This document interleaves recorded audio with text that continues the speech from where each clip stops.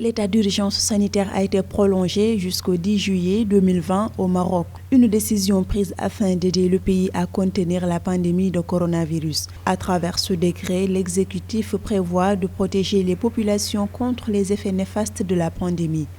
Le pays enregistre à ce jour 8 437 cas confirmés, dont 210 décès et 7 493 guérisons.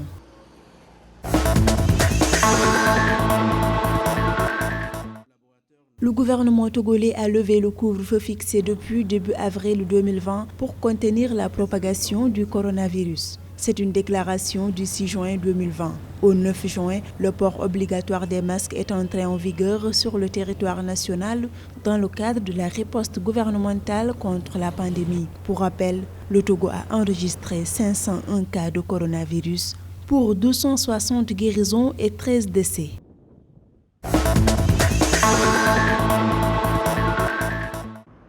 La Banque africaine de développement a approuvé un prêt de 288,5 millions de dollars en faveur du Nigeria. Les fonds serviront à financer les mesures adoptées par le pays pour lutter contre le coronavirus tout en limitant son impact sur l'économie. Ils renforceront également le système de protection sociale du pays alors que la pandémie devrait accroître le nombre de citoyens vivant sous le seuil de pauvreté. Ce plan va financer le budget 2020 du Nigeria révisé à 10 520 milliards de naira.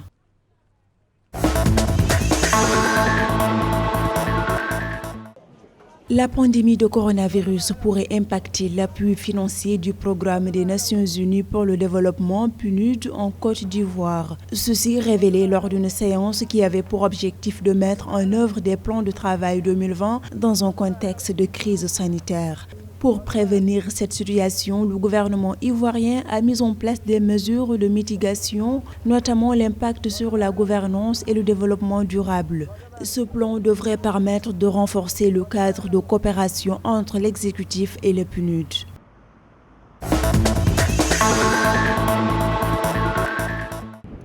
Le nombre de cas de coronavirus a augmenté en Libye au mois de juin 2020, une situation attribuée au rapatriement de ressortissants bloqués à l'étranger.